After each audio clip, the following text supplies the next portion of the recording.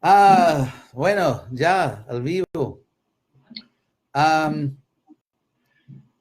los que están ahí en Facebook, buenas tardes o noches, lo que sea.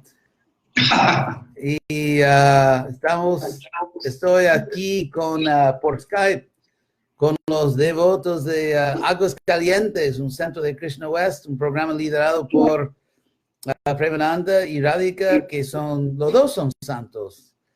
¿Y ustedes cuándo fueron iniciados? ¿Desde cuándo son mis clientes? 1978. 78. Sí. Ustedes están entre los primeros víctimas, ¿verdad? Sí, se iniciaron en 78 y los dos son médicos y devotos muy buenos, tienen una dinastía de hijos, ¿verdad? Hijos. Sí. De hijos. ¿Cuántos hijos? 6. 6 hijos y todos son devotazos. Entonces, bueno, vamos a empezar entonces, Prema, el tema de hoy. Sí, es la verdadera espiritualidad. La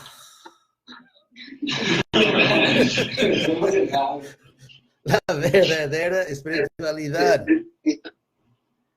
Bueno, vamos a ver. Entonces, primero sería bueno definir la palabra espiritualidad. Es siempre bueno empezar con definiciones objetivas. En inglés se escribe diferente. Spirituality. Entonces, spirituality en inglés, voy a traducir, la cualidad de preocuparse con el espíritu o alma humano, al contraste de preocuparse con las cosas materiales o físicas. Entonces, yo diría que hoy en día... ustedes pueden apagar tu micrófono. Sí. Sí, ya que no los oigo, voy a presumir que todos están de acuerdo conmigo, ya que no pueden hablar. No pueden quejarse. Entonces, yo he notado que con digamos, el crecimiento del materialismo en los últimos décadas, se puede decir en los últimos siglos realmente, que el concepto de vida espiritual se ha cambiado algo. Obviamente porque el concepto del espíritu, de la vida espiritual, y la historia tiene la tendencia a moverse en así forma de un péndulo. Y podemos ver así en la historia occidental, que incluye España, ¿verdad? Todavía no pagaron, ¿verdad? Almopillo, ¿verdad? Que todavía no pagaron. Yo me preguntaba si los ¿cómo se dice? Que genéticamente tienen antecedentes aztecas, si tienen que pagar a los toltecas, los descendientes de los, porque creo que hay mucho que se puede cobrar, ¿verdad? Entre las diferentes naciones indígenas. Pero de todos modos,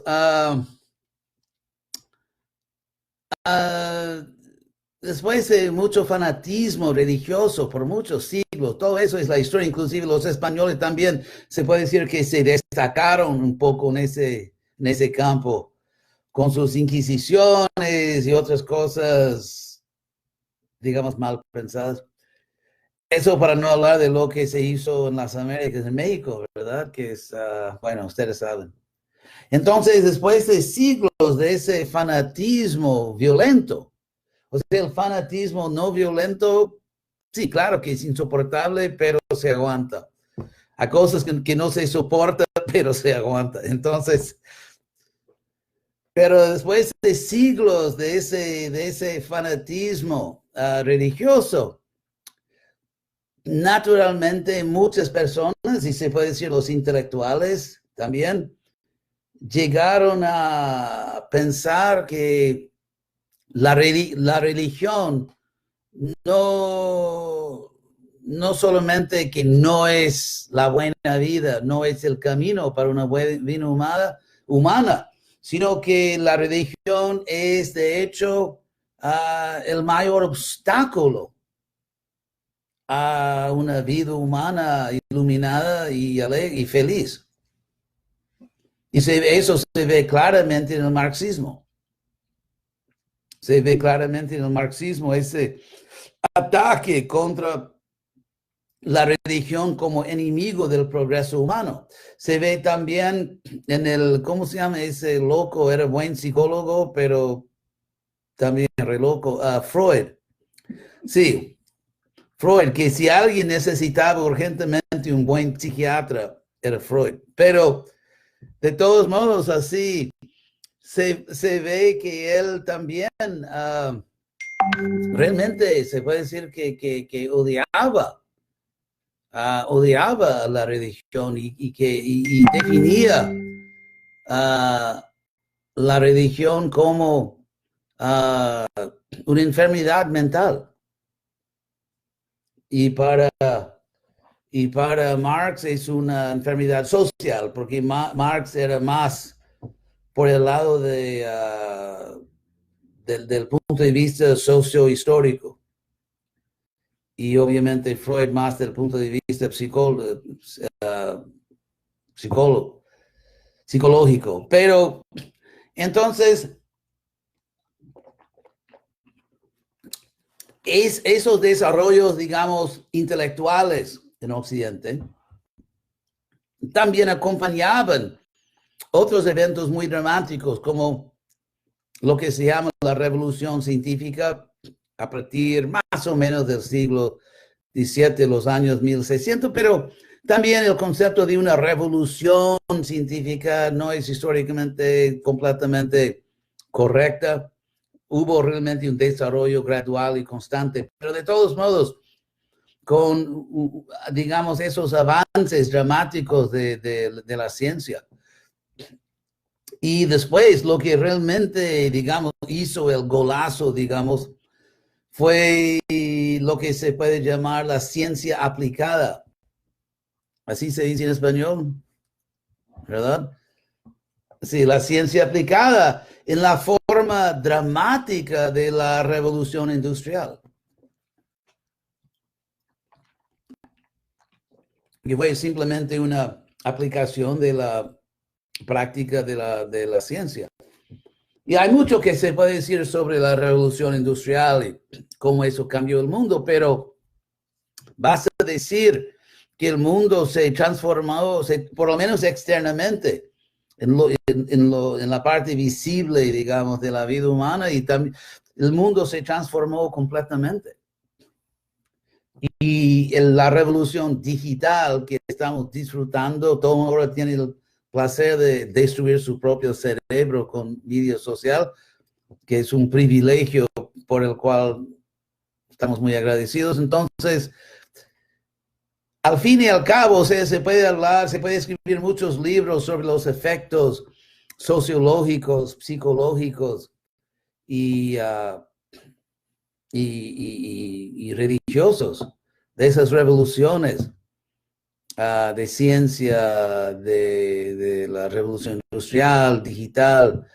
Pero al fin y al cabo, hubo un cambio, se puede decir que de dos facetas, un cambio que tal vez resume y explica todo, que antes de eso, antes de esa explosión de nueva ciencia, nueva tecnología y todo eso, por milenios,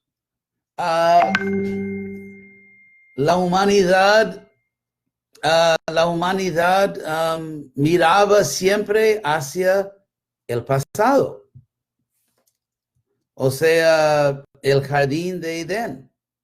Porque si uno quería progreso, progreso se definía siempre como progreso hacia una vuelta al jardín de Edén. O sea, un jardín en que Dios vive personalmente y hacía sus propias caminadas de yapa y todo eso. Entonces la humanidad miraba siempre hacia el pasado y también miraba hacia los días de gloria de los imperios romanos en términos de ingeniería, de la paz romana y tantas cosas. Porque si tú vivías, por ejemplo, vamos a decir, 400 años atrás, la forma en que vivías, o sea, las formas de transporte, de producción, de agricultura, de todo eso, esas formas no se habían cambiado en millares de años. Entonces, el mismo concepto de progreso material casi no existía como ahora. La idea de que el futuro será mejor que el presente, ¿en qué sentido? Porque las personas se vestían, trabajaban, producían, araban, se casaban, así, de la misma manera que lo habían hecho desde siempre. Y si queremos progreso es volver al jardín de Edén o al cielo. Entonces, eso es un aspecto. El otro aspecto de lo que era la conciencia humana era de definir progreso más en términos espirituales. Porque el progreso material, claro, como individual uno podía progresar en el sentido de tal vez hacer más dinero, que también era muy difícil, porque había un sistema de varnas, un sistema de casta en Europa bastante estricto. Entonces, mismo avance espiritual o social, digamos, no era una opción muy realista. Entonces, ya que el progreso material, tal vez un rey podía derrotar a otro rey, tomar territorio, tal vez entre los pocos que tiene ese poder, tal vez un cardenal podía ser papa o algo así. Pero aparte de las poquísimas personas que tenían posiciones de élite, la población humana en general, el único progreso, digamos, que se vendía en el mercado era el progreso religioso, porque lo demás no existía. Pero después con la ciencia, la revolución de la ciencia, la revolución industrial, después electrónica, digital y todo eso, de repente progreso, primero que sin entrar en los detalles, obviamente esas revoluciones económicas con Marx, Marx era muy bueno para explicar la historia, como profeta era terrible. Pero así, él entendió el pasado, el futuro muy poco, pero y ahora llegamos al tema de hoy, que había tanto progreso que parecía teóricamente ilimitado. O sea, que la gente en vez de mirar hacia el pasado, el jardín de Edén, empezaba a meditar en un futuro fantástico. Y el progreso religioso era difícil, pero el progreso material estaba explotando por todos lados. Entonces, toda la psicología humana se transformó radicalmente. Y se empezaba a pensar en el materialismo, porque de recrear Edén aquí, en tu ciudad. Y entonces, ¿qué pasó con la espiritualidad? La espiritualidad en muchos lugares se redefinió como un tipo de bondad material. O sea, ser una persona espiritual hoy en día no significa realmente enfocarse en el alma o realmente tener una vida espiritual, sino de ser un buen ser humano. Una persona que simplemente trata bien al prójimo o que sonríe a los vecinos es un hombre y mujer espiritual. O que le gusta hacer alguna práctica o adorar un santo, cantar un mantra. Entonces, el concepto de un alma, que es la verdadera persona, y no solamente, ¿cómo decir? Español es un poquitito oxidado, no tanto. Todavía no soy un gringo típico. Si ustedes quieren, yo puedo hablar así. Sí, pero no suena muy bien para ustedes. Entonces, o sea, hay un concepto también que el alma es un tipo de batería espiritual dentro del cuerpo. Y así mismo, que yo soy mi cuerpo y tengo una batería metafísica que es el alma. Pero ese concepto espiritual de que yo soy un alma, yo soy un alma ahora dentro de un tipo de máquina de realidad virtual, el cuerpo material que es simplemente una máquina que estoy manipulando para poder gestionar o para poder manejar mi vida en este mundo. Así como, por ejemplo, si tú vas a otro planeta, que yo pretendo hacer, creo que el próximo miércoles, pero como en esas películas, ¿verdad? Como Guerra de las Estrellas y todo eso. Entonces, cuando van, una cosa fantástica en Guerra de las Estrellas y que hay exactamente, que tienen cuerpos que respiran perfectamente en cualquier planeta. Porque para producir las películas, las personas tienen esos, ¿cómo se llama? Spacesuits. Trajes así que, porque Disney está pagando tanto dinero para tener actores muy bonitos y bonitas y tienen trajes así, ¿verdad? Es pérdida de dinero. Entonces, se supone que en Guerra de las Estrellas ellos tienen pulmones increíbles que respiran en cualquier planeta.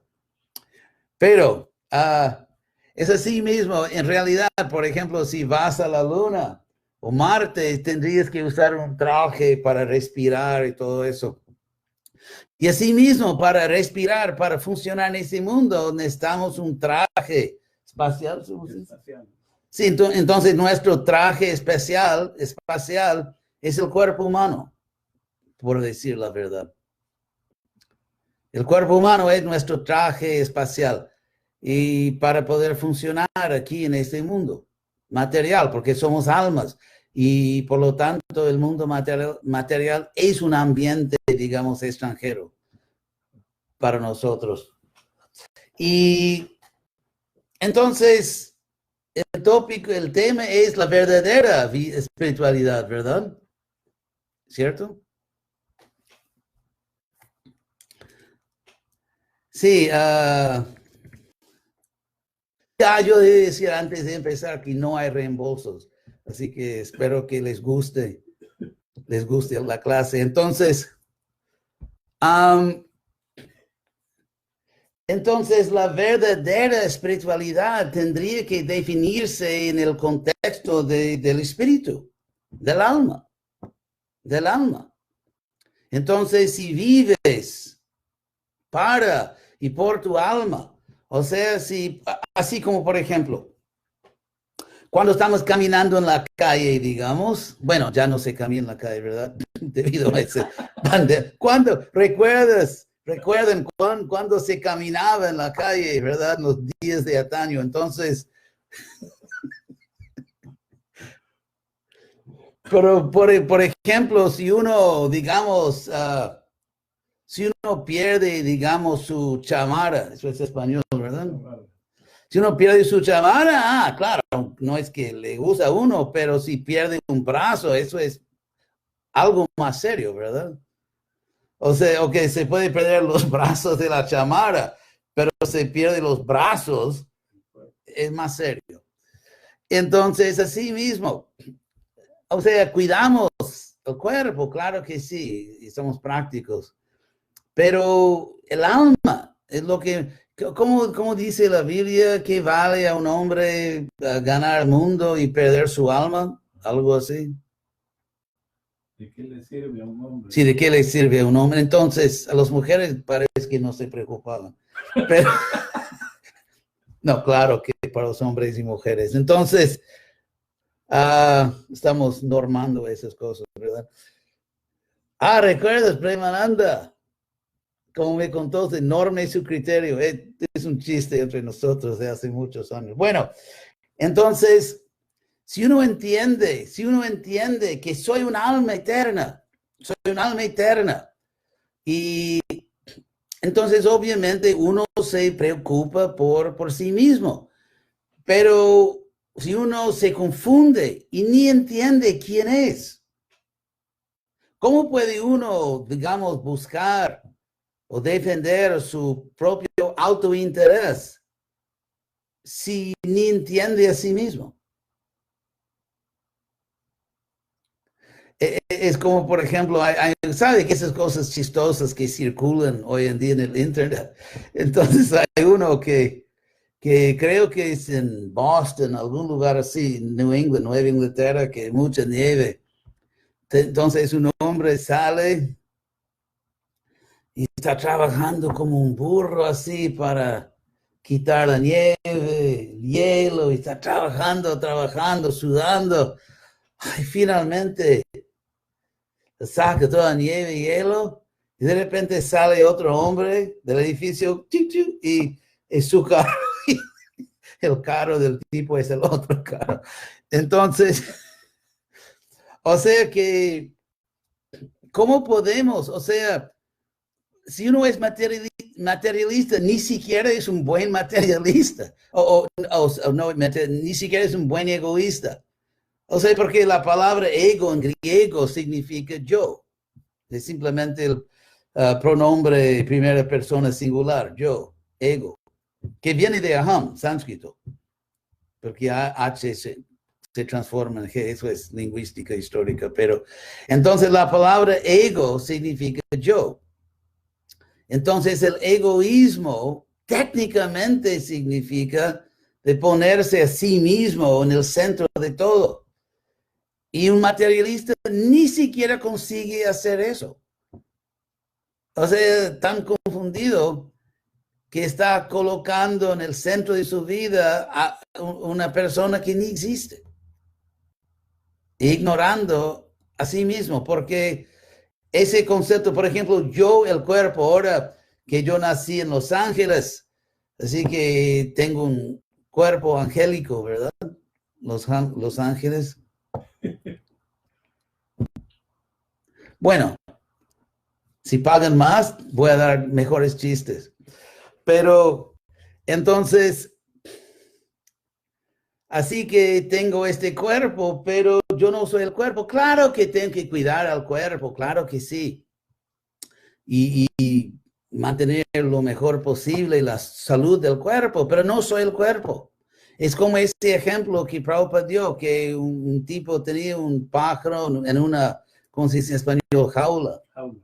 Una jaula, y siempre pintaba, decoraba la jaula y se olvidó de alimentar al pájaro. Entonces el pájaro se muere, pero la jaula es muy bonita.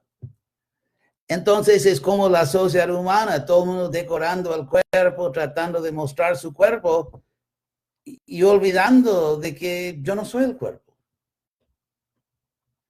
Ni siquiera se están mostrando.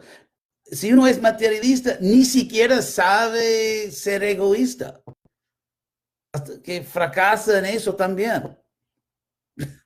Porque el hecho es que somos almas eternas.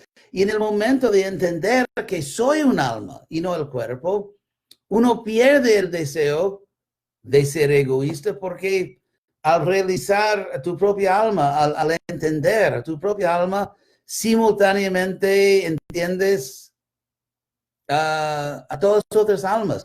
Krishna dice en Bhagavad Gita que el conocimiento espiritual es como el sol. Entonces, cuando nace el sol, el mundo se ilumina simultánea, o sea, el mundo se ilumina igualmente, simultáneamente. O sea, cuando nace el sol, no es que tu casa se ilumina, todas las casas se iluminan simultáneamente e igualmente. La iluminación es igual y simultánea entre todos los objetos. Entonces, asimismo, la iluminación espiritual es simultánea e igual. O sea que tú no puedes entender a ti mismo más de que entiendes a otras personas. En el sentido filosófico, obviamente, tú sabes mucho más de lo que tú piensas y quieres y todo eso. Pero en el sentido de entenderte como alma, de verte, de entenderte como alma eterna, ese conocimiento es como el sol que nace, y como el sol, o sea, tú de repente puedes ver a todas las almas, a tu propia alma, obviamente también, pero a todas las almas igualmente y simultáneamente. Así que no existe tal cosa como la autorrealización parcial o local. No existe autorrealización local. O sea, o uno entiende que todos los seres son almas o no lo entiende. Así que decir que uno es autorrealizado pero egoísta es contradicción de términos, y por eso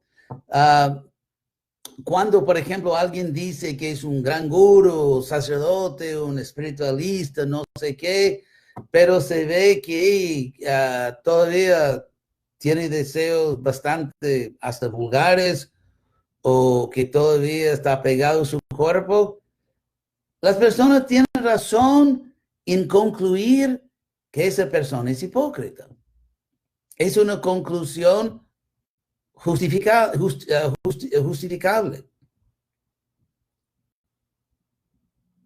Entonces, asimismo, el avance espiritual es automáticamente una, ¿cómo se dice? Disminución. ¿Cómo se dice en español? Diminution. No. Decrease. Tengo mi diccionario fiel aquí. Disminución, técnicamente hablando. Una disminución. Disminución, sí. Del conflicto entre las personas, guerras, envidia, todo eso.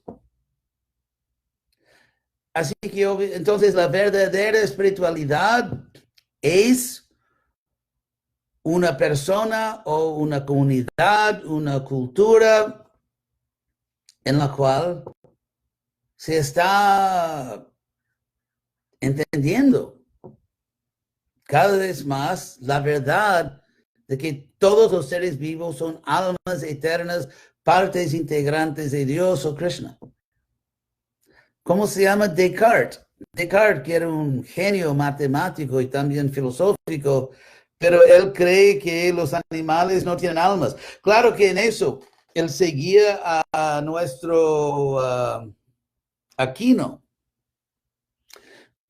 Tomás Aquino, que en otros sentidos era obviamente inteligente, pero él más o menos como se dice comúnmente que él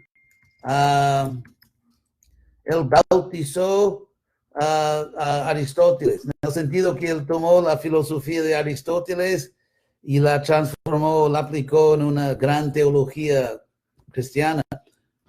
Pero es muy interesante porque Platón, Bhakta Platón, el filósofo Platón era más espiritual que Aristóteles. Aristóteles, claro que gente buena, ¿verdad? Pero Platón era bien más espiritual. Entonces, para Platón, hay un alma eterna que se encuentra en todos los seres vivos, que el alma es lo que hace vivir el cuerpo. Aristóteles era mucho más de este mundo,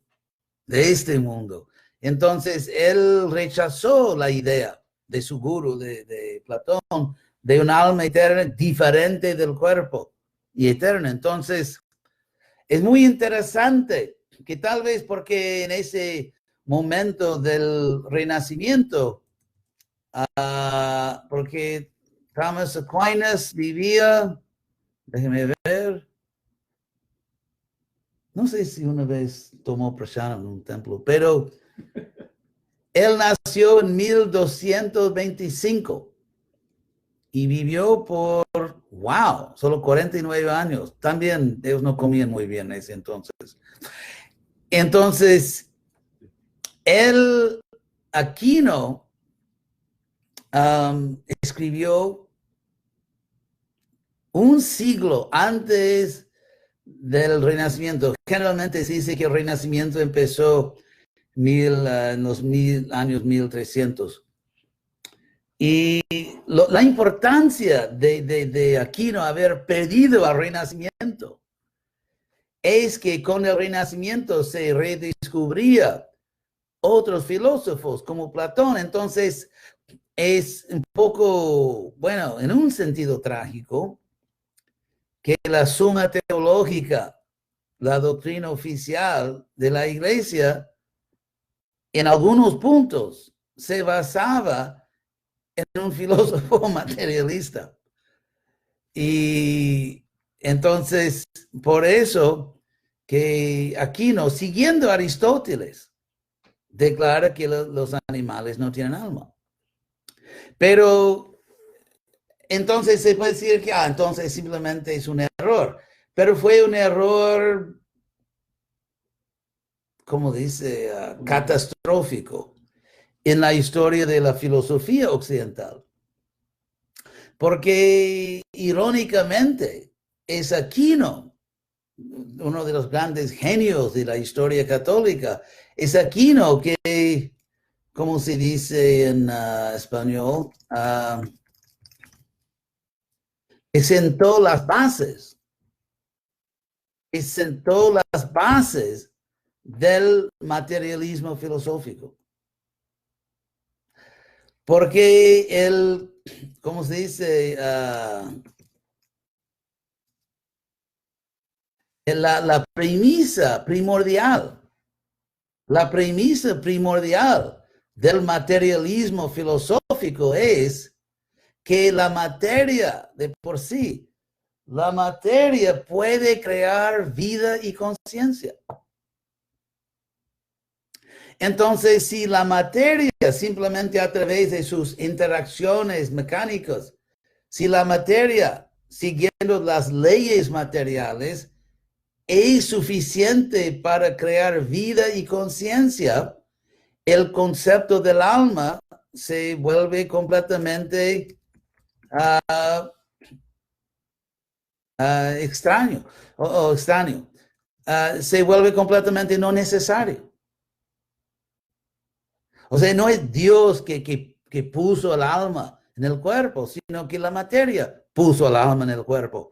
En el sentido que somos neurológicamente programados para creer en un alma porque tal vez sabemos de la historia, de la verdadera historia humana, que casi siempre son las religiones que establecieron sistemas de moralidad. Los sistemas de moralidad permitieron que los seres humanos no se destruyeron, que podían florecer, prosperar. Eso favoreció la reproducción y, como sabemos, según el materialismo, es la evolución ciegamente, inconscientemente, que favorece mutaciones que otorgan ventajas reproductivas. En pocas palabras.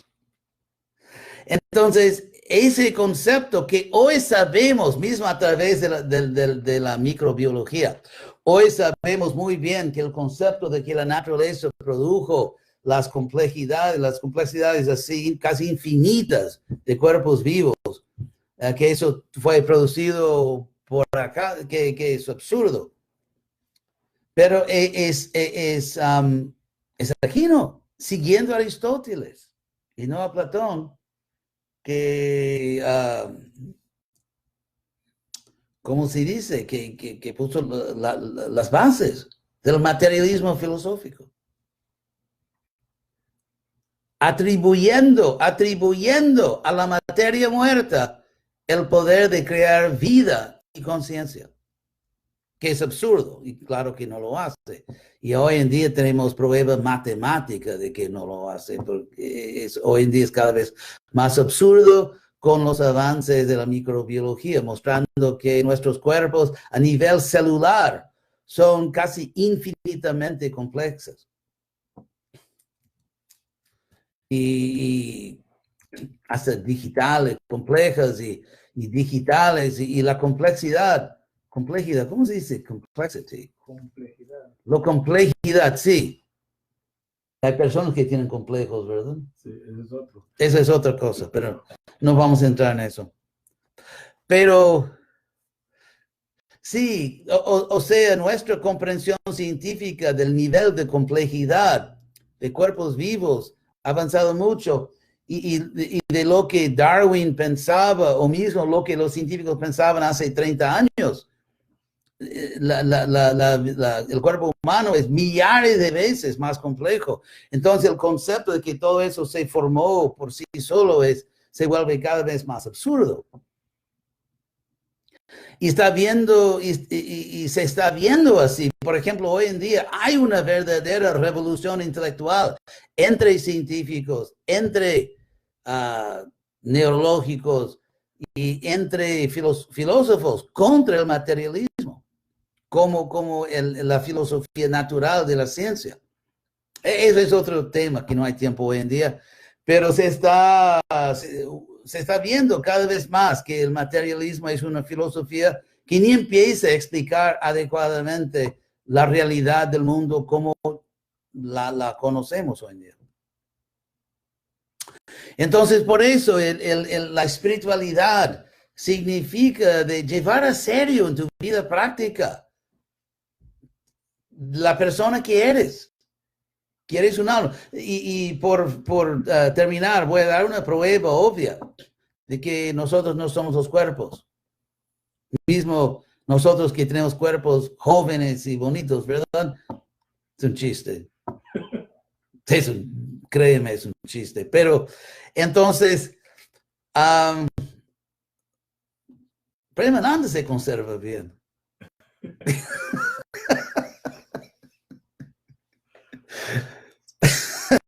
Pero Krishna da en Bhagavad Gita una prueba obvia de que tú no eres el cuerpo. Y Krishna dice en Bhagavad Gita que Dehinosmin, Dehinos significa del alma corporificada, Dehinosmin Jatade, así como en este cuerpo, del alma corporificada, en este cuerpo, Dehinosmin Jatade Kumaram Jovanam Jara. Tenemos experiencia de la niñez, Kumaram Jovanam, la adolescencia, tal vez la fase más racional, ¿verdad? De nosotros. Otro chiste. Kumaram Jovanam y Jara, la vejez. Entonces, lo que Krishna explica ya es que el cuerpo cambia cada momento. Como Heráclito se dice en español, creo, que es un Heráclites. Creo que sí. Él está peleando. Entonces, Heráclites, un filósofo presocrático, más o menos del mismo tiempo que Buda y todas esas personas. Entonces, Heráclites dijo que no se puede pisar 2 veces en el mismo río.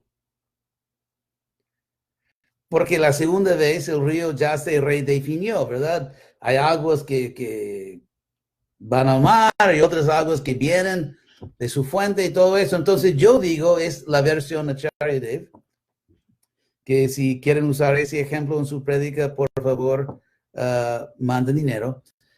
Pero mi versión de eso es que no se puede respirar 2 veces en el mismo cuerpo. Porque la segunda vez que respiras, tu cuerpo es casi imposible describir el grado el nivel de complejidad de un cuerpo humano. Es algo alucinante. Es chocante el nivel de complejidad. Y por eso, y está todo en movimiento, todo se está moviendo constantemente en el cuerpo. Cada vez que respiras, pierdes algo que estaba dentro del cuerpo. Cada vez que, ¿cómo se dice? ¿Inhalas? Inhale. Inhala. Cada vez que inhalas, tomas por dentro del cuerpo algo que estaba fuera. Cada vez que comes, cada vez que, vamos a decir, vas al baño. Entonces, todas esas cosas, constantemente estamos reproduciendo, el cuerpo se está cambiando constantemente.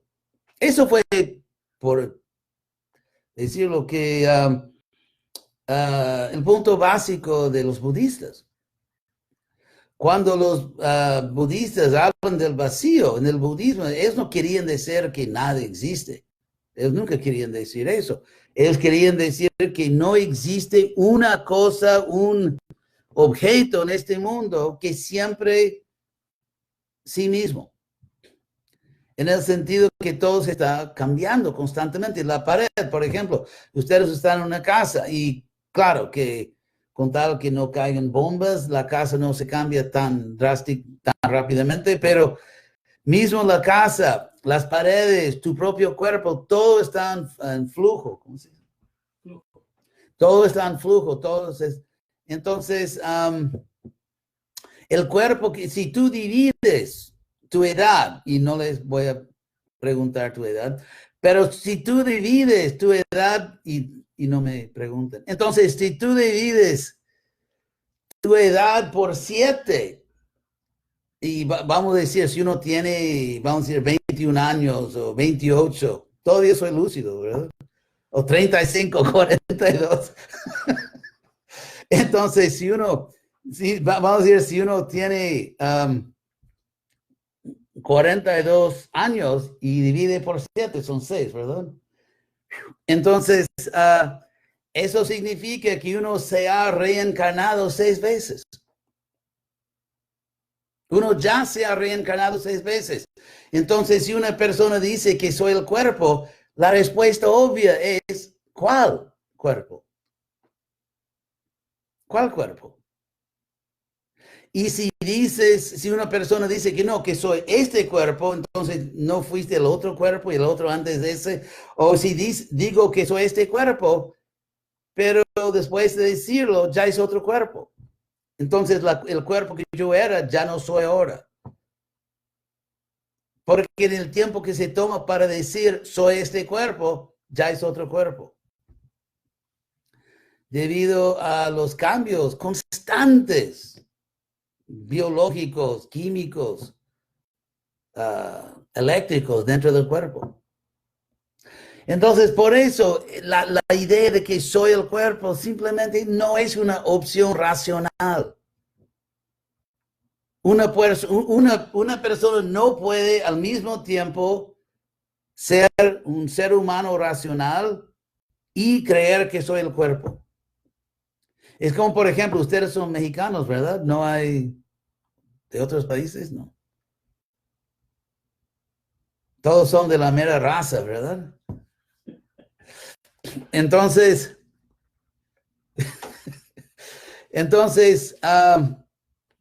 si tú eres mexicano, naciste mexicano y dices que no, yo vengo de la luna, o que soy alemán, o que no sé qué, hay 2 posibilidades. O es un chiste o estás loco.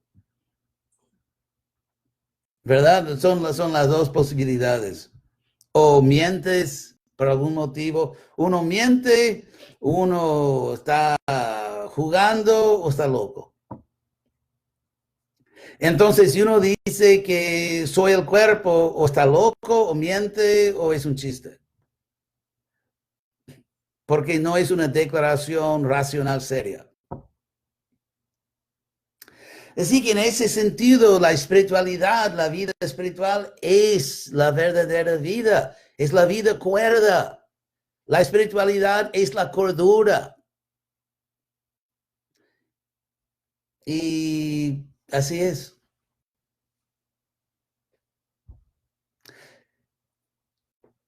Entonces, tal vez si ustedes tienen cualquier pregunta, también voy a ver a mis clientes en Facebook, a ver si ellos, a los devotos si tienen preguntas.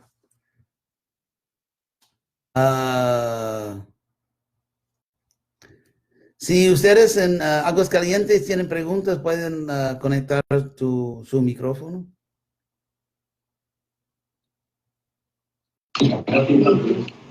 Bien.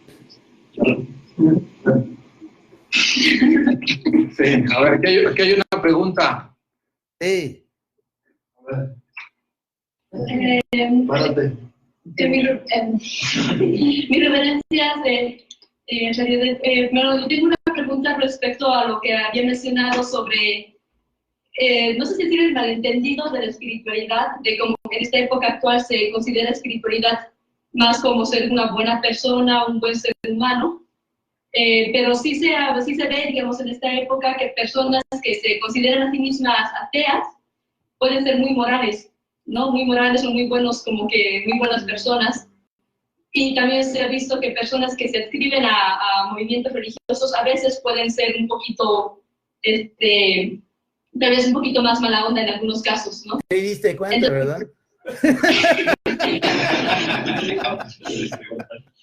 Entonces, bueno, si bien obviamente la espiritualidad no se reduce a una bondad, mi pregunta es si es posible desarrollar espiritualidad fuera de un proceso religioso. Muy interesante la pregunta.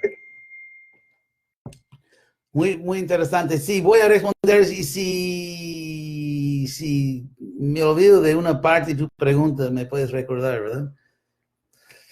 Muy buena pregunta.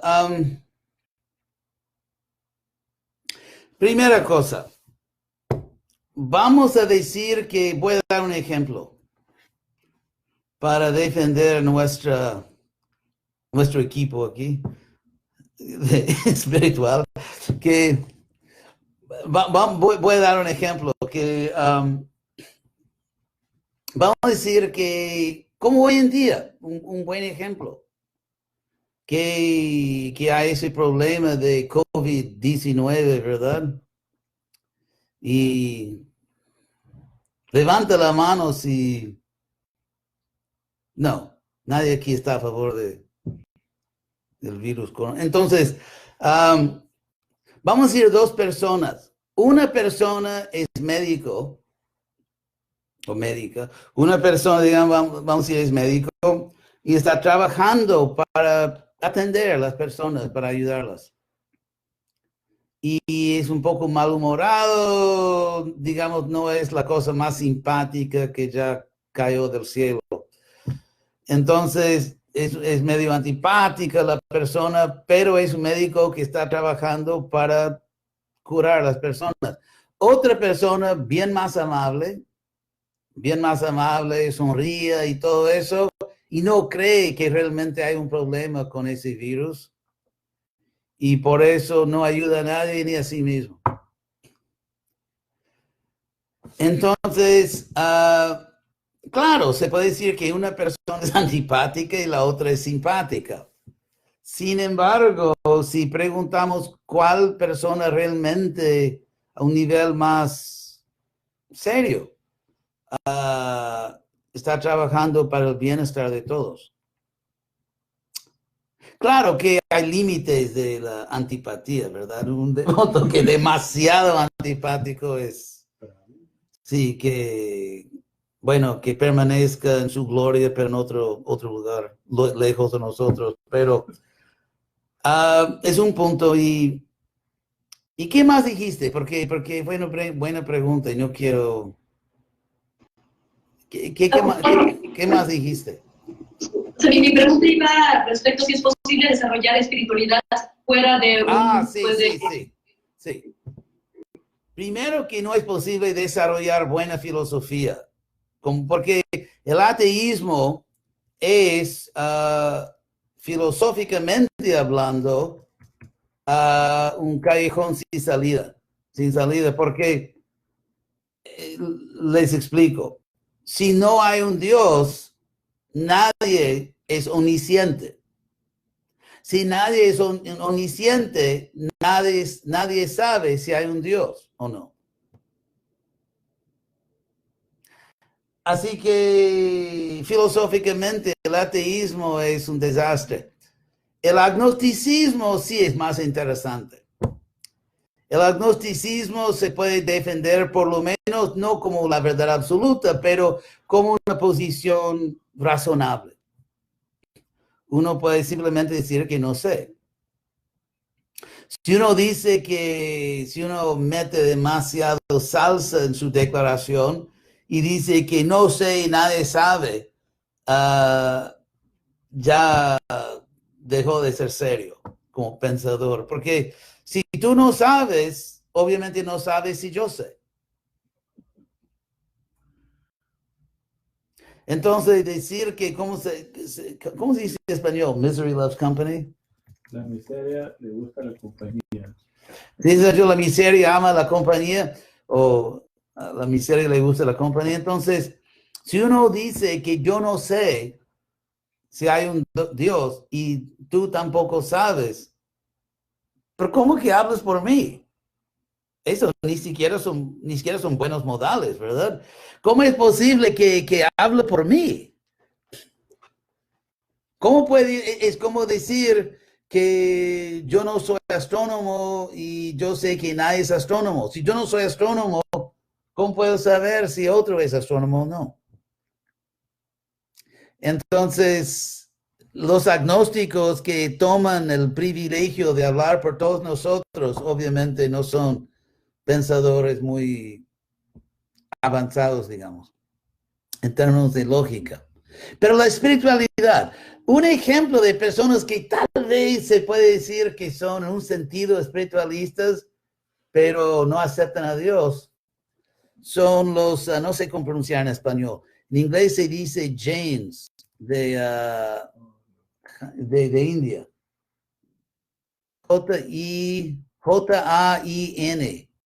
¿Cómo se pronuncia? Ese grupo de la India que usan máscaras para no... ¿Ah? Llanistas, ¿cómo se pronuncia en español? Jainismo. Jainismo. Sí. Y jainistas y jainismo. Es muy interesante porque cuando yo enseñaba en la Universidad de Florida, yo explicaba toda la historia de la India. Entonces los jainistas creen que hay un alma eterna, pero no hay un Dios. Y si uno se libera, va obviamente al paraíso de los jainistas, pero porque esa filosofía no, ¿cómo se dice? Tenía su momento de popularidad en la India hace 2000 años o más, 2200 años, pero no sobrevivió como religión muy importante en muy pocas personas, porque si no hay un Dios y yo soy un alma eterna, ¿por qué estoy en el mundo? ¿Por qué tengo que aceptar una religión para liberarme? Y no se puede explicar nada. O sea, hay demasiado que no se puede explicar dentro de ese sistema. O sea, no se puede explicar, no porque no se cree, porque mismo que se crea, no se puede explicar. Simplemente uno no tiene los conceptos, las herramientas filosóficas necesarias para construir una filosofía seria. Porque no se explica por qué estamos aquí y nada de eso. Entonces, la espiritualidad, pero volviendo a la pregunta, La espiritualidad sin Dios o sin el alma, ¿cómo fue colocado? ¿Estamos hablando de espiritualidad sin alma o con alma y sin Dios o con helado pero sin espagueti? ¿Cómo fue? Pues sí, yo me refería tal vez más a las personas como que sí buscan el tema del alma, pero no quieren adscribirse a una institución religiosa o no creen en Dios en una forma, digamos, presentada, digamos, religiosamente, no simplemente pues la luz o no sé, algo más. Sí, yo diría que primero que en cualquier institución humana, no importa que sea religiosa, cultural, social, política, cualquier institución humana será por lo menos medio ridícula, en el sentido que los seres humanos son así. Premananda, ¿te diste cuenta? Sí. O sea, porque la institución en sí es así, pero somos seres humanos. Pero como Bhaktisiddhanta, el gurú de Prabhupada, dijo que una institución religiosa es un mal necesario. En el sentido que cuando muchos seres humanos se juntan, siempre hay cosas, ¿verdad? Pero sin embargo, la pregunta que tienes que hacer no es si la institución es perfecta, sino que si el mundo será mejor con o sin esa institución. Entonces, las personas hoy en día no se estudia filosofía, no se estudia la historia, entonces una persona que dice que no me gustan las instituciones, simplemente es una persona muy ignorante de la historia humana. Porque la historia humana muestra claramente que para, ¿cómo se dice en español? Esparcir, para divulgar cualquier mensaje, las personas se tienen que organizar. Yo tuve la buenísima fortuna de conocer a Prabhupada, de aprender de Krishna, porque había una institución. Prabhupada vino a mi universidad en Berkeley en el año 69. ¡Wow! 69. Hace tiempo. 51 años atrás. Entonces yo vi a Prabhupada allá 2 años antes de nacer. Yo era increíblemente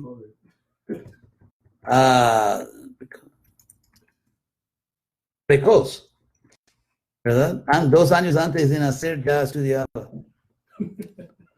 Entonces, pero Prabhupada vino allá porque había una institución para organizar, para conseguir permiso de dictar una conferencia y conseguir una sala y también organizar, digamos, los anuncios y todo eso. Sin una institución, ¿cómo es posible? Yo puedo dar 2 ejemplos de aquí, en los Estados Unidos, pobre país que tenemos ¿cómo se dice? Sociópata en la Casa Blanca. Ustedes son más afortunados, solo tienen un hippie, pero nosotros tenemos un sociópata. Mejor un hippie que un sociópata, ¿verdad? Vamos a cambiar. Si ustedes quieren cambiar, llámenme. Entonces, pero ahora se me olvidó lo que iba a decir. Tantos chistes se me olvidó. Pero, sí, cualquier cosa, si queremos, por ejemplo, hay instituciones que gobiernan la práctica de medicina. Premananda. En México, ¿verdad? Para practicar la medicina hay organizaciones, ¿verdad? Sí, claro, sí, en todo el mundo. Sí, tienes que ser registrado, tienes que pasar pruebas, tienes que ser, Porque sin instituciones, la alternativa es simplemente el barbarismo desenfrenado. La anarquía, el barbarismo desenfrenado. Todos contra todos. Entonces, el concepto de desarrollar religiosidad en la sociedad humana sin ninguna, en español sería un marco institucional. Ningún sistema, es simplemente un concepto de una persona que no tiene la menor comprensión de la historia humana, de la sociología, de cómo funcionan las cosas. Es como, por ejemplo, hoy en día que hay esa, ¿cómo se dice en español? Pandemia. Sí. Esa pandemia, y decir, bueno, que sí, vamos a tratar a la gente, pero sin instituciones médicas. Porque sabemos que en cualquier institución hay cierto nivel de corrupción, hay burocracias idiotas, a veces en toda institución. Pero ¿quién va a sugerir que acabemos con las instituciones médicas y que, como se dice, cada uno por sí, Dios por todos? Y es por eso también sobre las instituciones que sí hay que ser adulto. Hay que ser adulto en esas cosas. Bueno, otra pregunta. Aquí tiene... Como los italianos dicen, de dónde anda siempre la precedencia. Las señoras siempre tienen la precedencia. Yo, algo así. Sí. Sí, no voy a quedar así. Reverencias, mi Gurudev, muchísimas gracias de verdad, por su misericordia de verdad. Yo estoy muy emocionada, ya saben que yo así de mi alma, sí. Bueno, quería darle las gracias y también que no se me olvida que si nos puede compartir, porque siempre me ha servido mucho su filosofía humana numérica. ¿Se acuerdan? No sé si recuerdan un día una plática que tuvimos de cómo funciona la numerología humana, el 1 más 1, ¿qué da? Esa, y que si ya se me olvidó. Pero Premananda recuerda bien.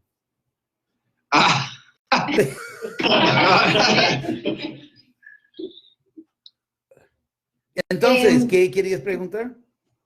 Ay, perdón, estoy nerviosa, ¿cómo funciona la numerología humana, sí?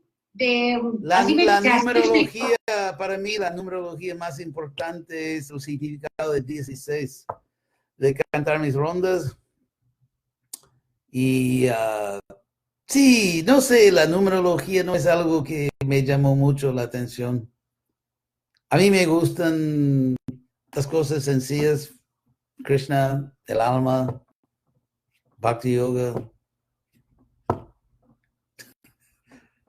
Pues es que a lo mejor se me olvidó mi Gurudev cómo explicarles aquella conversación que todos los días me ha servido mucho. El 1 más 1 da 1. Sí, eso no es numerología, eso es... Con Prabhupada decía que por ejemplo, la unidad de todas las almas, y una alma, otra alma, una tercera alma, pero todos somos uno, y uno con Krishna, y al mismo tiempo Krishna es Dios y nosotros somos almas. Entonces, es unión, esa unidad perfecta entre todas las almas. Es la espiritualidad. Es otro aspecto de la espiritualidad. ¿Está bien así? Gurudev. ¿Y cómo podemos explicar los 5 avatars? ¿5? Panchavatar. Eso se explica muy bien. La Chaitanya Charitamrita te lo recomiendo. Está todo explicado perfectamente. Sí. Sí lo entiendo, mi Gurudev. Lo que pasa es que están viendo unas personas que no puedo No, pero explicarles. Radhika es una doctora de esa teología. Ella es muy inteligente y muy buena y devota y te lo explico perfectamente. Hare Krishna. ¿Qué dijo? Radhika es una buena devota, muy inteligente, de muchas experiencias. Es por eso, es una santa. Entonces, atrás ahí, uno del Panchatantra más uno, los hijos de... Gracias, Shanay, por su conferencia, mis reverencias. Justamente ahorita que estaba tocando este tema de las instituciones, Sí. y que Bhaktisiddhanta y Bhaktivinoda son los que establecen el Vaishnavismo como una institución religiosa. Mi pregunta es, de Chaitanya Mahaprabhu a Bhaktivinoda Thakur, ¿existió algún tipo de institución? ¿Chaitanya Mahaprabhu dejó algún sistema organizado religioso? ¿O desde Chaitanya Mahaprabhu hasta Bhaktivinoda Thakur el Vaishnavismo no funcionaba como una religión organizada? Sí. Buena pregunta. Es una buena pregunta.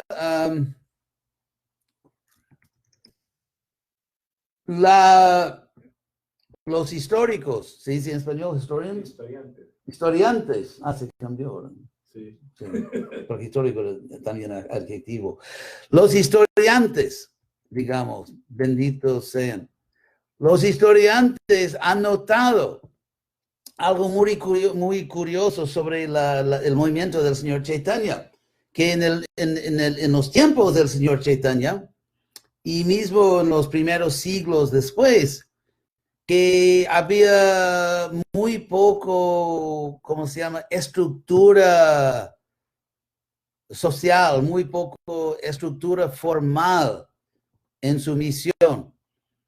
Y el motivo, de mi punto de vista, es obvio, porque era un movimiento de grandes devotos. Muchos vinieron del mundo espiritual, otros de aquí.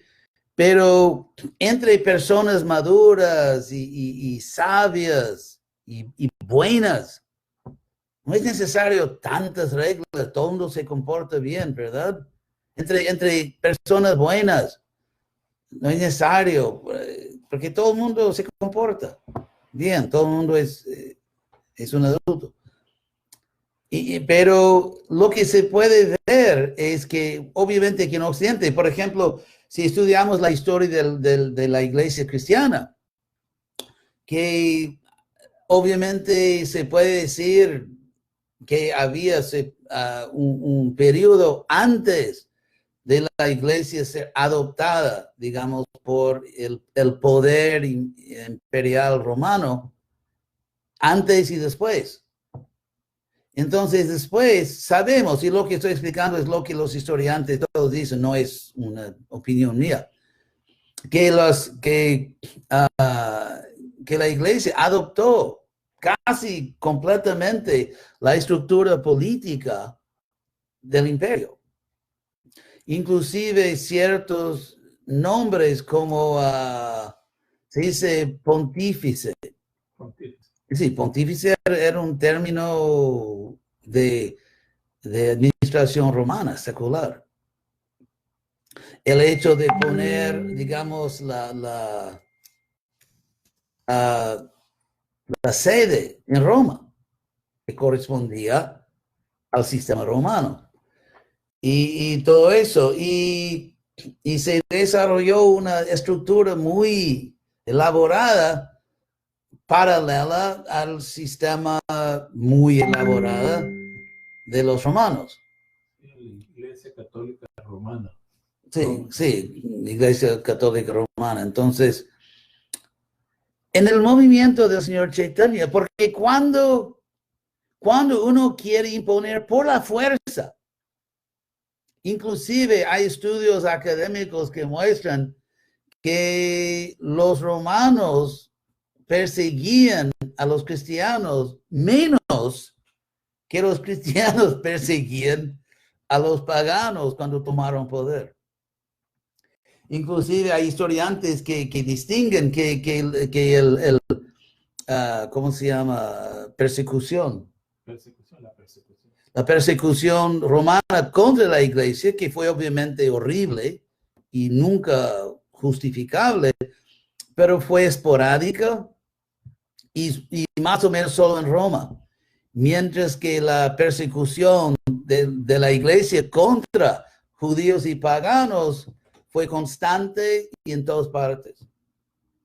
Pero aparte de eso, cuando se trata de imponer una religión, entonces hay uno, ¿cómo se llama? Uno consigue muchos peces en la red. Porque no es una cosa de personas filosóficas que siempre buscaba a Dios y leí los libros, no. Eso todo mundo nace, inclusive fue... estoy entrando demasiado en la historia de la iglesia. Hay muchas cosas interesantes, pero por varios motivos, solo más un detalle histórico, fue Agustino.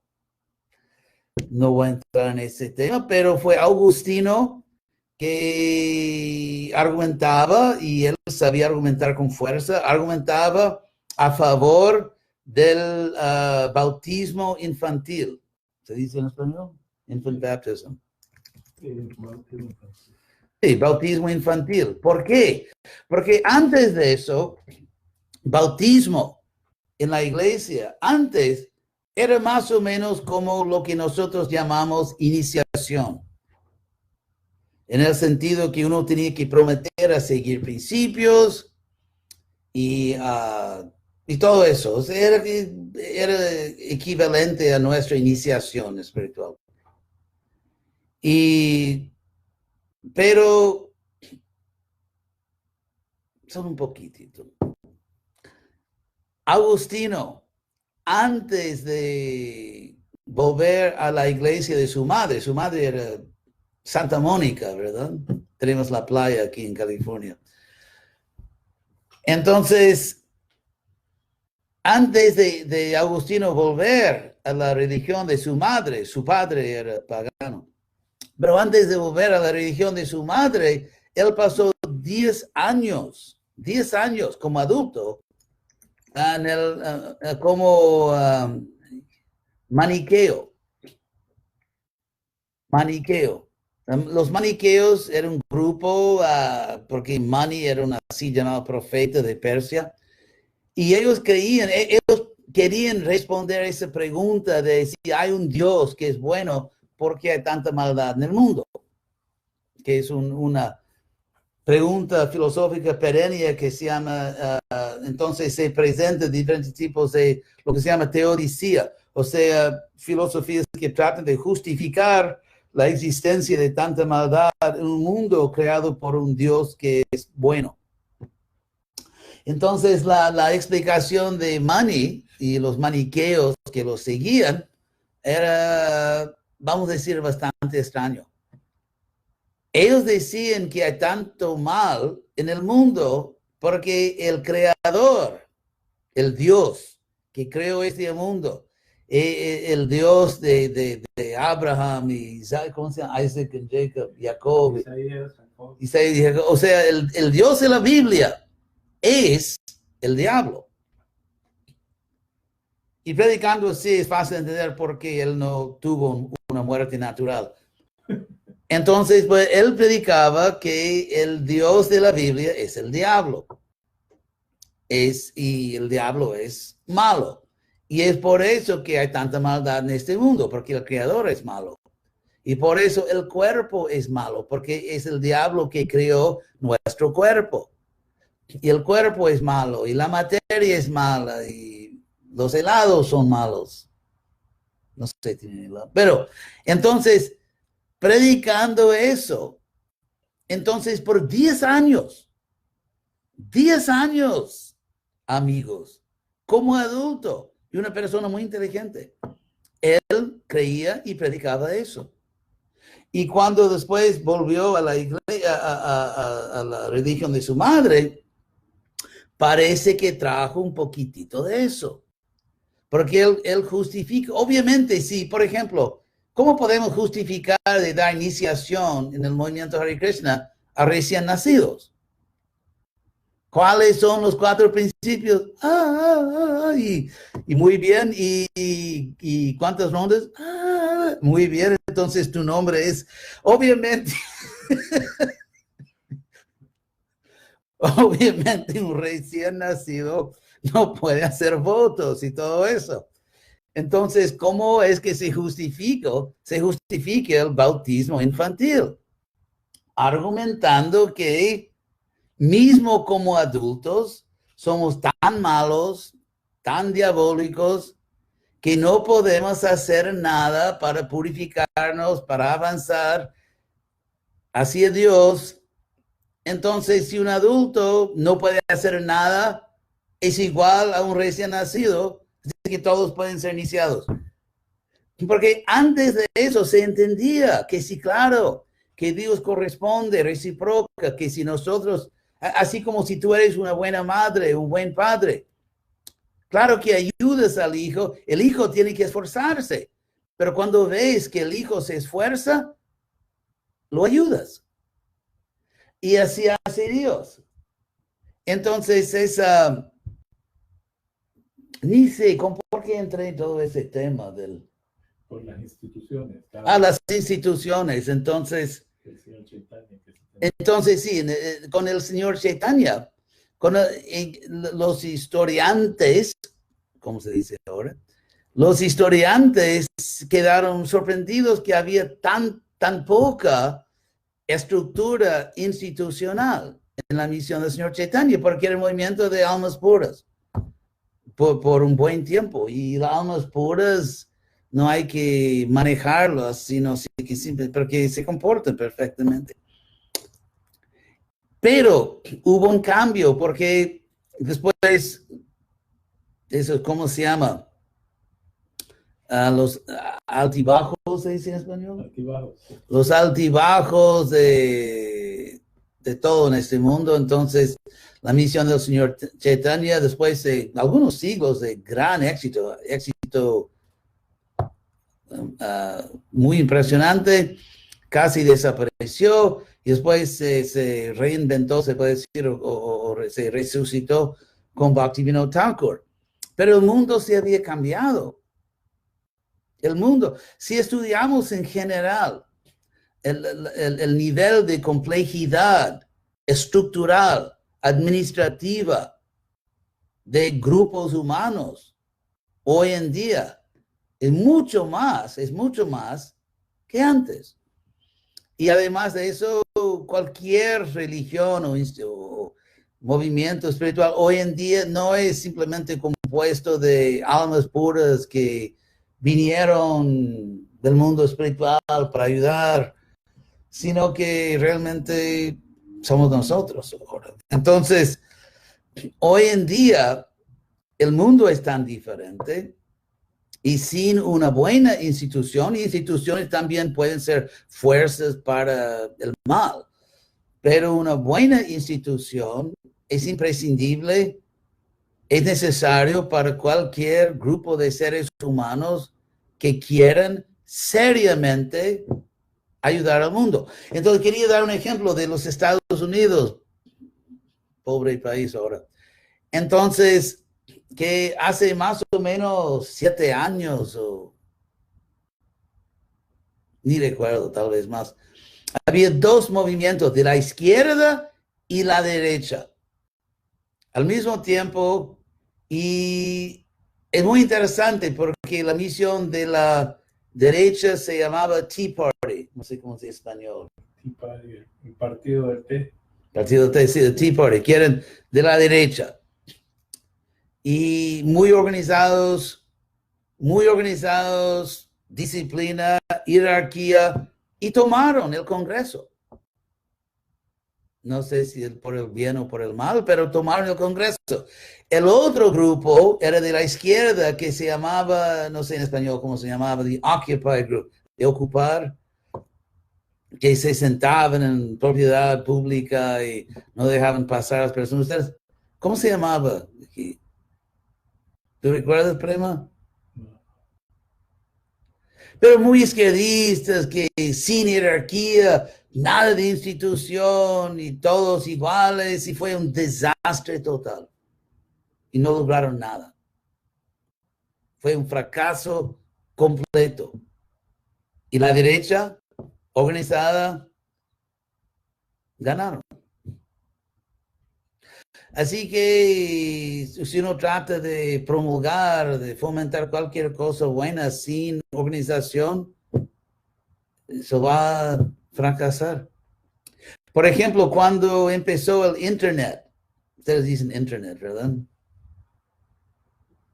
Cuando empezó el Internet, había un ethos, una conciencia muy fuerte, muy arraigada, de nada de reglamentos del gobierno, nada de leyes, es un espacio libre donde los seres humanos puedan comunicarse libremente sin ninguna interferencia así de gobiernos. Pero con tiempo eso empezó a crear desastres. Porque, como se dice, malos actores, personas malas hacían cosas terribles en Internet. Puede ser, por ejemplo, pornografía de niños o tratando de sabotar. ¿Cómo se dice?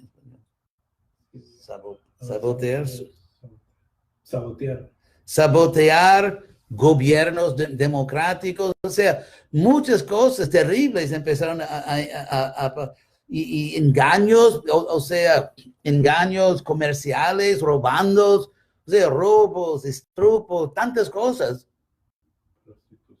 Prostitución. Entonces, esas voces que no, Internet libre, sin ninguna interferencia del gobierno, eso obviamente fue imposible.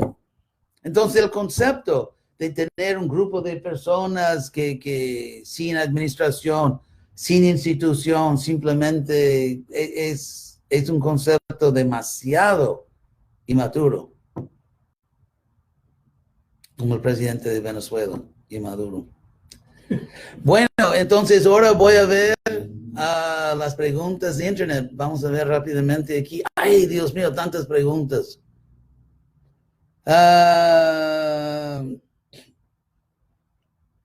Algunos de esos son de la otra clase en inglés. Mi audiencia me pregunta cómo iniciar en este camino. ¿De quién es eso? ¿Cómo iniciar? Rupa Goswami explica eso. Ado Shraddha, si uno tiene un poco de fe que esto me sirve, ese proceso de Bhakti Yoga, entonces uno debe sadhu sangha, asociarse con devotos, porque asociándose con buenos devotos uno aprende todo. Entonces uno empieza con dime con quién andas, ¿verdad? Las escrituras explican que aquel que está bien dispuesto hacia todas las entidades vivientes al final alcanzará a Krishna. Sí. ¿Considera usted que luchadores sociales como el Che Guevara, incluso el mismo Marx, son almas con cierta piedad? Sí, tanta piedad, que los marxistas y comunistas en el siglo XX mataron entre 10 y 20 veces más inocentes que Hitler.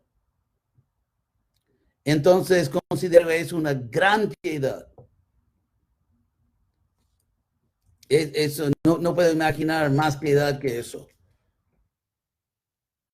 Y se me resulta una ceguera inconcebible, una ceguera inimaginable, que un grupo de personas con un cierto dogma pueden matar entre 10 y 20 veces más inocentes que Hitler y son bien vistos. Para mí eso es una de las grandes maravillas de nuestros tiempos.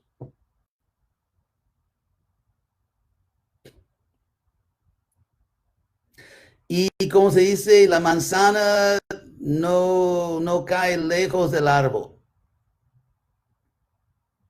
Entonces yo creo que si estudiamos las instituciones históricas que más masacraron a inocentes, instituciones religiosas, algunas, no todas, y el marxismo, para mí sería absurdo decir que no hay ninguna conexión, no hay ningún vínculo entre una cierta doctrina y el hecho que los seguidores de esa doctrina son los peores asesinos en la historia del mundo.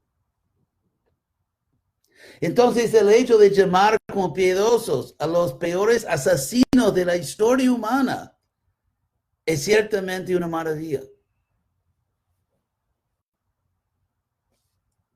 Así que Marx, sí, piedoso, quería ayudar a los que sufrían. Pero les voy a dar un ejemplo de otro hombre, sin querer ser chauvinista, pero nació hombre, ¿verdad? Entonces, otro hombre que vivía en la misma ciudad que Marx, al mismo tiempo, con la misma preocupación, el mismo deseo de corregir, con un resultado radicalmente diferente. Estoy hablando de un autor que casi de los 3 autores más famosos en inglés de la historia, siendo tal vez Shakespeare, Jane Austen y Charles Dickens. Es Charles Dickens. En inglés, en el mundo de habla inglés es súper famoso. Y vivió al mismo tiempo que Marx, en la misma ciudad. La única diferencia es que Dickens era piedoso en el sentido convencional.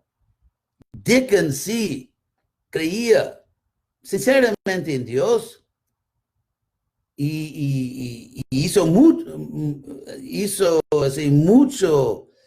así del bien y escribía libros. Es Marx, es Dickens, más que cualquier otro que luchaba como autor contra la condición de los pobres. Sus libros eran famosos.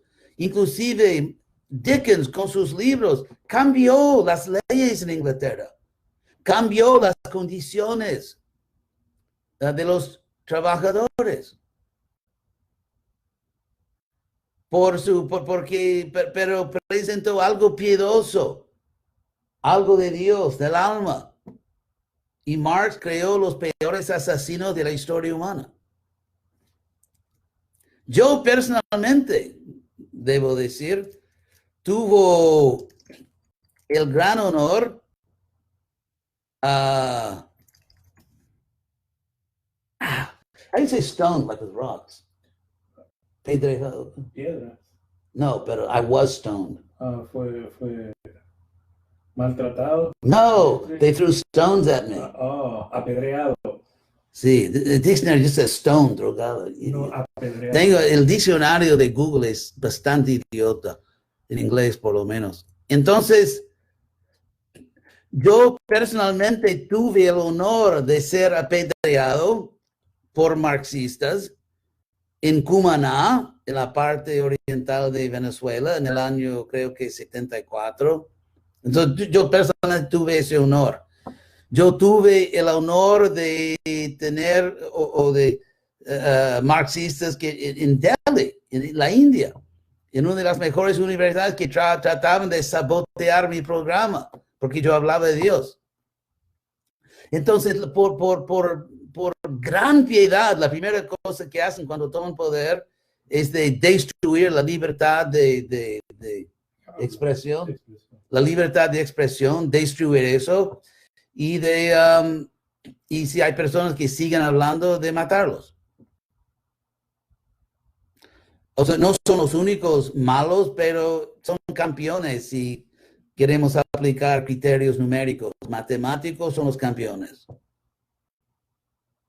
Ellos que ganaron el oro, de masacres, de lo que sucedió en China es casi no se puede hablar. Y Stalin.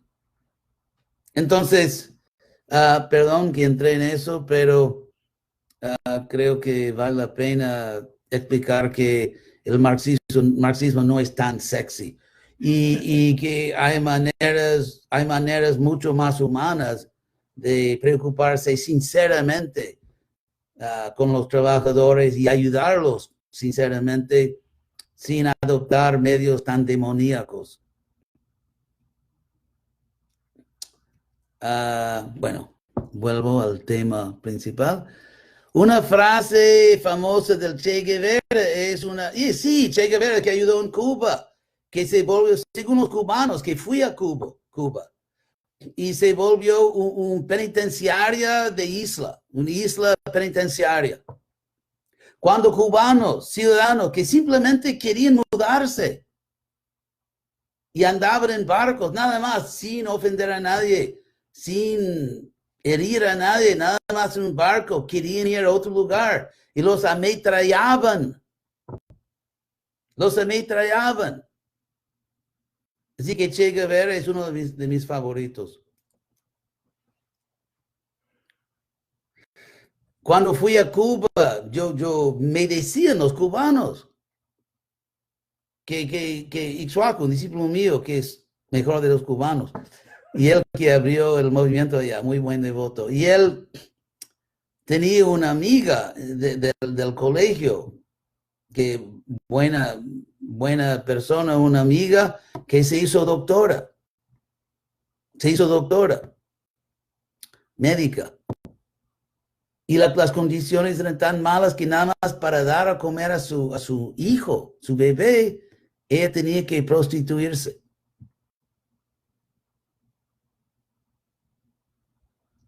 Eso para no hablar del negocio fuerte de prostitución de niños allá. Entonces, la respuesta siempre es, bueno, eso es debido a los gringos porque impusieron, o sea,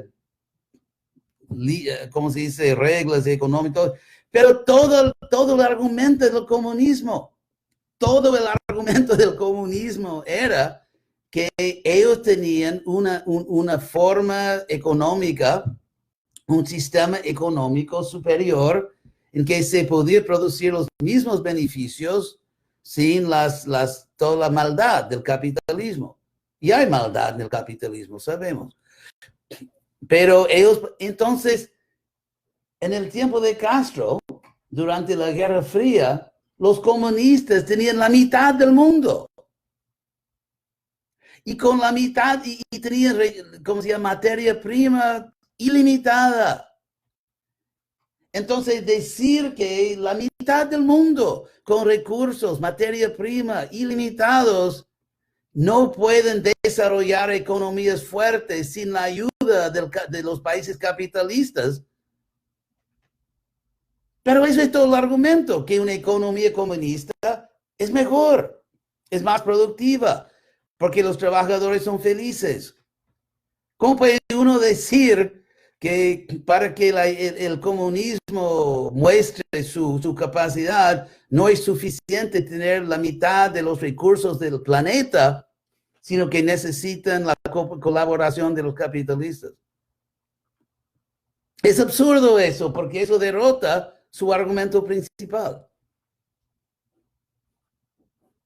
Entonces, y hay muchos estudiantes izquierdistas que tienen muchas buenas cualidades, pero lucidez no es una de ellas. Entonces, otras preguntas. Che Guevara. Un revolucionario genuino es aquel que siente pena por cualquier injusticia cometida contra cualquiera en cualquier parte del mundo. Sí, pero sí, Che Guevara tal vez fuese una buena persona. Tal vez él se oponía a las ilimitadas atrocidades de sus hermanos marxistas. Yo no sé bien. No es cierto a cierto nivel, aunque sea material. Claro que sí. No, claro que si uno realmente siente pena por cualquier injusticia, claro que sí. Claro que un devoto debe sentir eso. Pero cualquier injusticia. Y no así en nombre de la revolución gloriosa de volverse la mayor fuente de injusticia del planeta. Eso es el punto. Pero sí, claro. Pregunto con todo respeto porque en una plática con usted en Cuba, me pareció que no estaba muy dispuesto hacia él. No, para ser yo, para no cometerle injusticia a Che Guevara. Yo debo decir que no lo conozco muy bien. Tal vez cuando estaba en Cuba alguien me dijo algo y reaccioné a lo que me dijeron, pero yo tendría que estudiarlo más, exactamente por qué no se puso de acuerdo con Castro y se dice que Castro lo mandó a matar, pero eso es otra cosa. No quiero ser injusto con Che Guevara, entonces no voy a decir más antes de estudiar el asunto. Otra pregunta, ¿no tuviéramos la tecnología de hoy día? Sería imposible verlo y escucharlo igualmente. Por medidas de salubridad y cierre de fronteras, esto cambiará el movimiento congregacional en reunirnos físicamente para glorificar a Krishna. La realidad externa cambió. ¿Cuál será la técnica o estrategia de aquí en adelante para el movimiento congregacional de almas? Yo supongo que la pandemia, sí, que va a pasar, pero yo no soy profeta. Es muy popular entre gurús o así más líderes espirituales de hacerse el profeta, pero yo no soy profeta. Estoy tratando de cantar Hare Krishna. Entonces, portugués. Voy a leer en español, que es un programa en español, voy a traducir del portugués. La mente está así más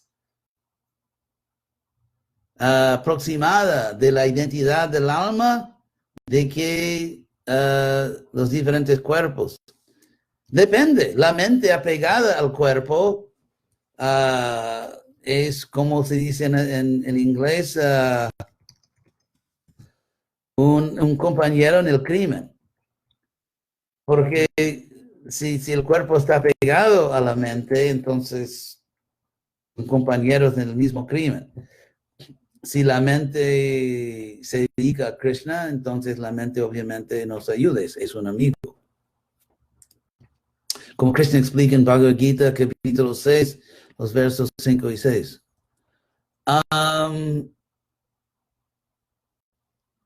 ¿Puede explicar lo ilógico del ateísmo un poco más? Bueno, vamos a darles a los ateos. Bueno, nada más, para mí el ateísmo, aparte de ser filosofía absurda, que es la palabra precisa, absurda, hay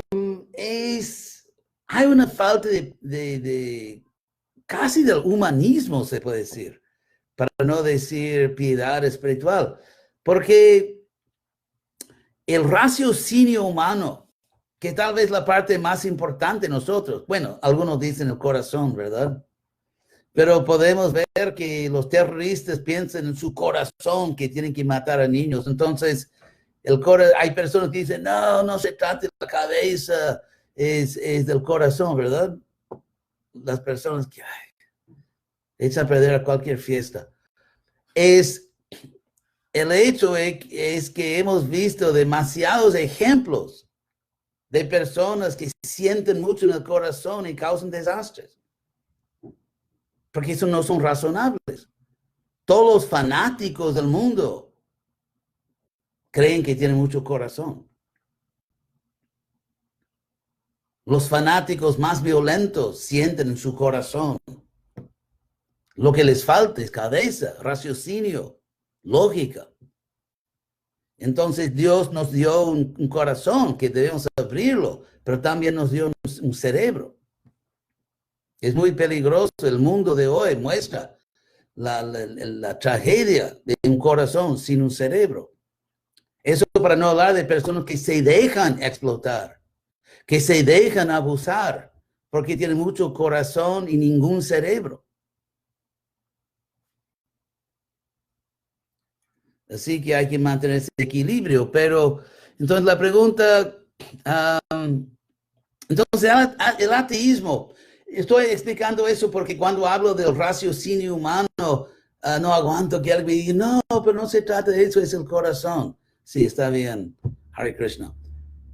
Pero para personas que dan valor a esa dádiva de Dios, que podemos pensar, que podemos entender, entonces, en cierto momento, si tú simplemente paras la búsqueda, si uno dice que estoy buscando la verdad, en cierto momento no busquemos más. En ese momento tú estás abandonando al proyecto más importante de la vida humana, que es de entender y de amar con entendimiento, de amar con inteligencia. Entonces, en cierto momento, si uno es, ¿cómo se dice? Español.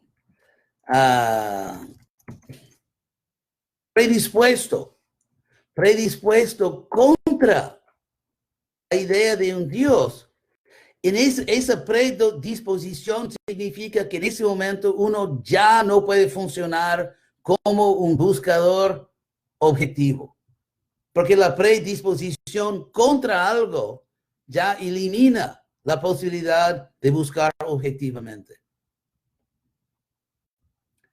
Entonces no hay tiempo ahora para explicar, porque hay muchos argumentos filosóficos sobre la imposibilidad de un mundo plenamente material, que es lógicamente imposible, pero bueno, entonces no buscar a Dios, o si uno dice que no, primero que uno no puede decir que sé que no hay un Dios. Una persona racional no lo puede decir. Y si decir que no creo en Dios está bien, pero ¿con cuál evidencia? ¿Con cuál? ¿Y por qué? Y creo que vamos a ver rápidamente que no hay filosofía muy impresionante atrás de esa osadía. Pero bueno, ya es muy tarde, ustedes tienen mucha hambre, ustedes me van a procesar, ¿no?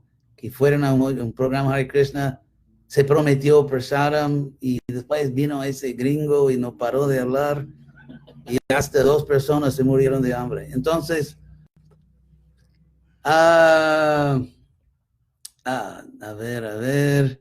Una pregunta, ¿qué pasa cuando algunos devotos llevan muchos años en el... siempre las preguntas empiezan así. ¿Qué pasa cuando algunos devotos llevan muchos años en el proceso de conciencia de Krishna y te dicen que ellos tienen mucha devoción y son muy espirituales y muy humildes? Y tienes que hacerle servicio a ellos para avanzar. A mí me conmueve la humildad de esos devotos avanzados. En esos casos, ¿qué se tiene que hacer?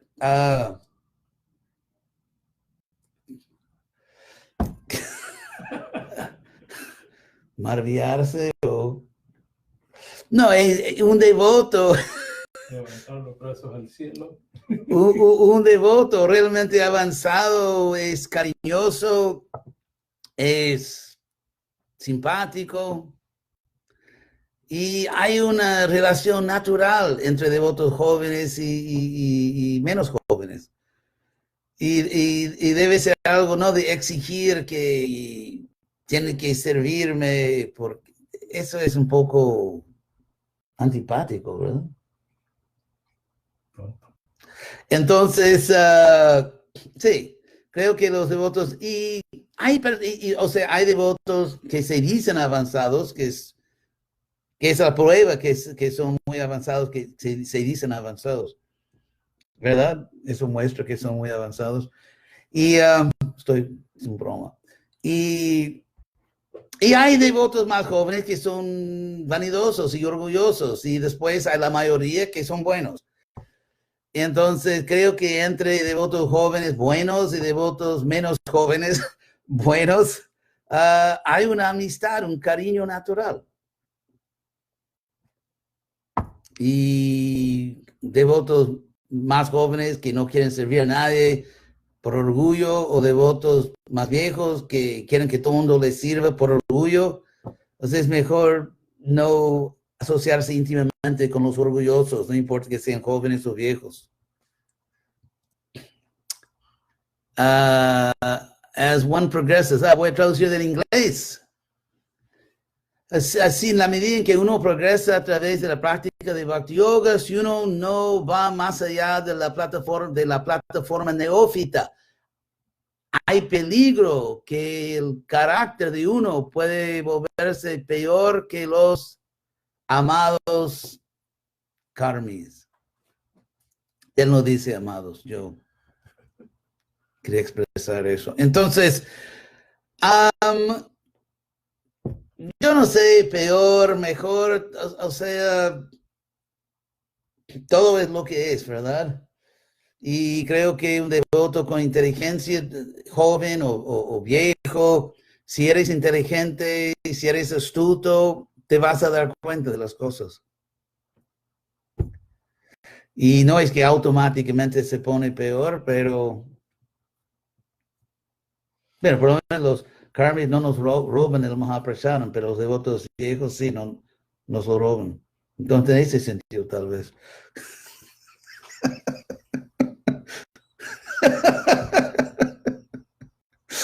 Bueno, entonces creo que eso es. Entonces, ya mucho tiempo tengo que hacer otras cosas, pero no cosas más agradables que esto.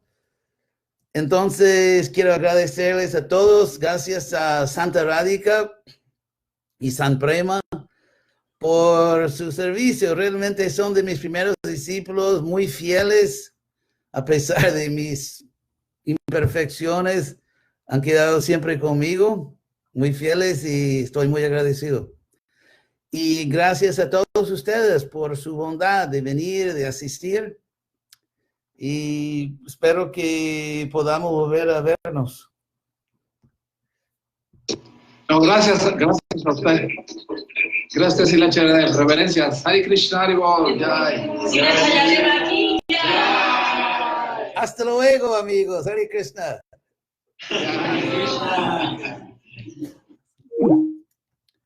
Y Facebook, español. Gracias a todos y gracias por asistir, y espero que podamos de nuevo en el futuro cercano conversar así. Facebook. ¿Dónde está Facebook? Aquí.